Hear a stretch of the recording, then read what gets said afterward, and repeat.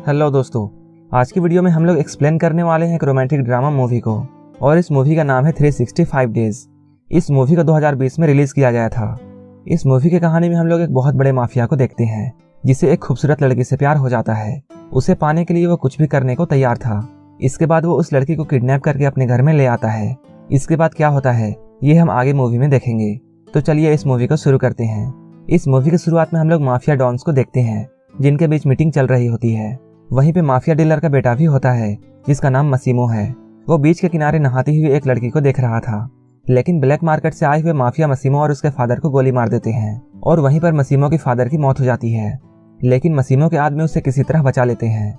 इसके बाद मूवी का सीन शिफ्ट होता है और हमें काफी वक्त बाद का सीन दिखाया जाता है। अपने पिता की मौत के बाद अब मसीमो इन लोगों का लीडर बन जाता है।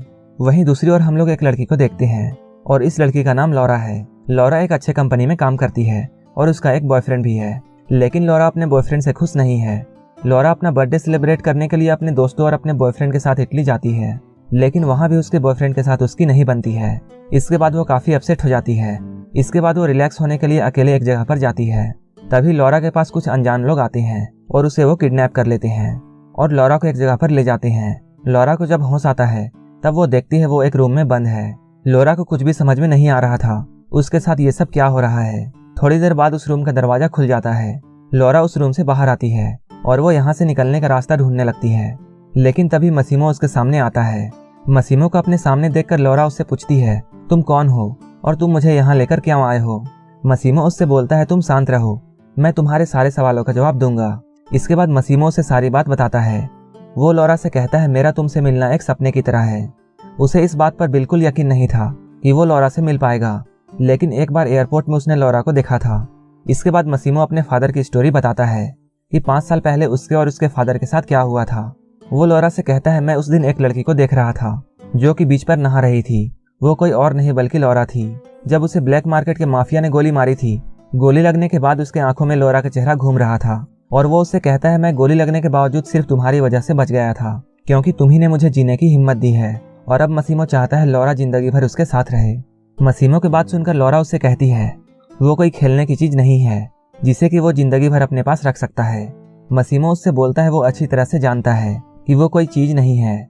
इसके बाद मसीमो उसे 365 डेज देता है उससे प्यार करने के लिए, और अगर 365 डेज के बाद लौरा को मसीमो से प्यार नहीं हुआ तब वो उसे आजाद कर देगा, लेकिन तब तक लौरा को मसीमो के साथ रहना होगा।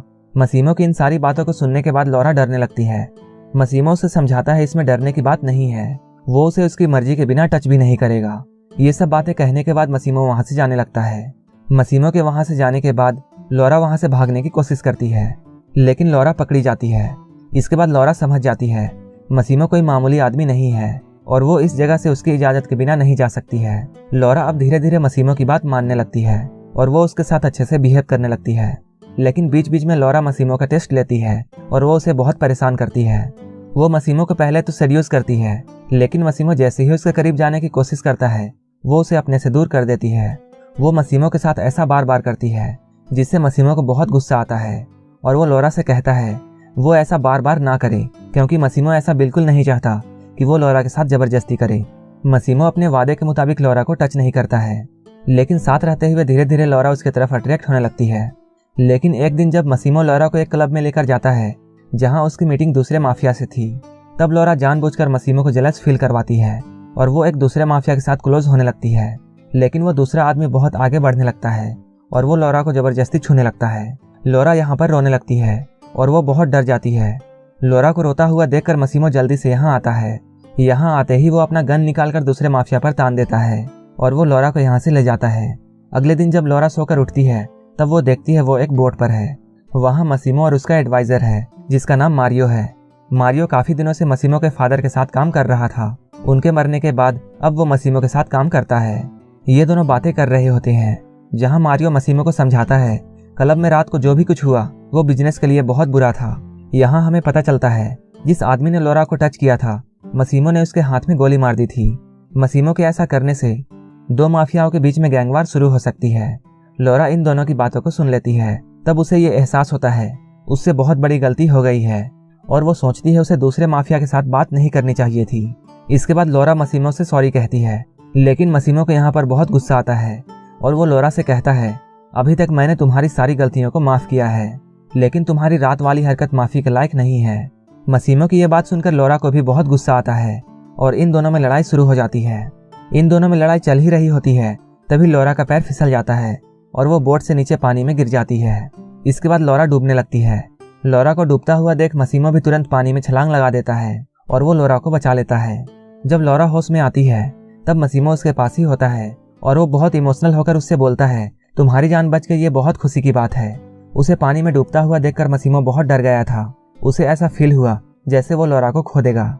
मसीमो की बातों को सुनने के बाद लोरा को ये समझ में आ जाता है, मसीमो का प्यार दिखावा नहीं है, बल्कि वो सच्चा प्यार करता है। इसके बाद मसीमो और लोरा यहीं पर एक दूसरे को अपना लेते हैं। ये दोनों यहाँ पर इंटीमेट होते हैं। इसके बाद वो लोरा को आज़ाद कर देता है और उसे जाकर अपनी फैमिली से मिलने के लिए कहता है, क्योंकि अभी उसे कुछ बिजनेस का काम करना है। जब उसका काम खत्म हो जाएगा तब वो उससे आकर मिलेगा। मसीमो की बातों को सुनने के बाद लोरा को बहुत बुरा लगता है और वो सैड हो जाती है, लेकिन वो मसीमो की बात मानकर वहाँ से चली जाती है। इसके बाद वो लौटकर अपने दोस्त के पास आती है और वो अपनी सारी स्टोरी अपनी दोस्त को बताती है। अब वो अपने दोस्त के साथ ही रहने लगती है। लोरा को इस बात का यकीन था कि मसीमो जल्द ही उसे लेने के लिए आएगा, लेकिन ऐसा नहीं होता है। धीरे धीरे काफ़ी दिन बीत जाते हैं, लेकिन मसीमो लौटकर लोरा के पास नहीं आता है। ऐसा लगता था जैसे मसीमो लोरा को भूल चुका है। लोरा को मसीमो की बहुत याद आती थी। जब उसकी दोस्त लोरा को सैड देखती है तब वो उसे बाहर घुमाने के लिए ले जाती है। दोनों एक क्लब में जाते हैं। ये दोनों उस क्लब में काफ़ी मस्ती करते हैं। लोरा वहीं पर अपने बॉयफ्रेंड से मिलती है। उसका एक्स बॉयफ्रेंड उसके पास आता है और उससे बातें करने की कोशिश करता है, लेकिन लोरा उससे फिर से बहुत परेशान हो जाती है और वो क्लब से बाहर जाने लगती है। लेकिन उसका बॉयफ्रेंड उसका पीछा करता है और उसके पीछे पीछे उसके घर तक पहुंच जाता है। लेकिन लोरा जैसे ही दरवाज़ा खोलती है वहाँ मसीमो पहले से बैठा हुआ था। वो यहाँ पहले से ही बैठकर लोरा का वेट कर रहा था। मसीमो को यहाँ देखकर लोरा का बॉयफ्रेंड गुस्सा हो जाता है और वो यहाँ से चला जाता है। लोरा मसीमो को देखकर बहुत खुश होती है। वो शुरू में तो मसीमो से बहुत लड़ती है, लेकिन मसीमो के समझाने के बाद लोरा मान जाती है और ये दोनों यहीं पर इंटीमेट होते हैं। लोरा जब मसीमो के शर्ट को उतारती है तब वो उसके बॉडी पर गोली का निशान देखती है। उसे पता चलता है उसके यहाँ आने के बाद मसीमो एक गैंग वार में बिजी था और उसे ये गोली वार में ही लगी है, इसलिए मसीमो इतने दिनों तक लोरा से नहीं मिल सका। इसके बाद लोरा मसीमो से कहती है उसे 365 डेज नहीं चाहिए, क्योंकि अब वो उसे बहुत प्यार करती है।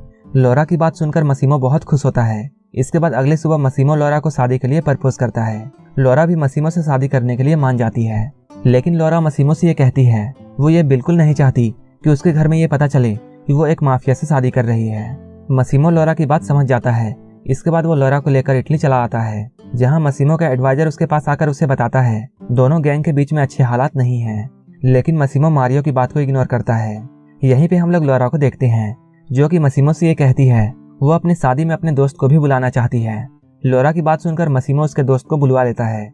लोरा की दोस्त जैसे ही इटली पहुंचती है, लोरा उसे रिसीव करने के लिए जाती है। जब ये दोनों रिटर्न हो रहे होते हैं तब लोरा अपने दोस्त को बताती है कि वो प्रेग्नेंट है, लेकिन अभी तक उसने ये बात मसीमो को नहीं बताई है। लोरा की बात जैसे ही उसकी फ्रेंड सुनती है, वो लोरा से कहती है तुम्हें ये बात मसीमो को बतानी चाहिए। इसके बाद वो अपनी दोस्त की बात मानकर मसीमो को कॉल करती है।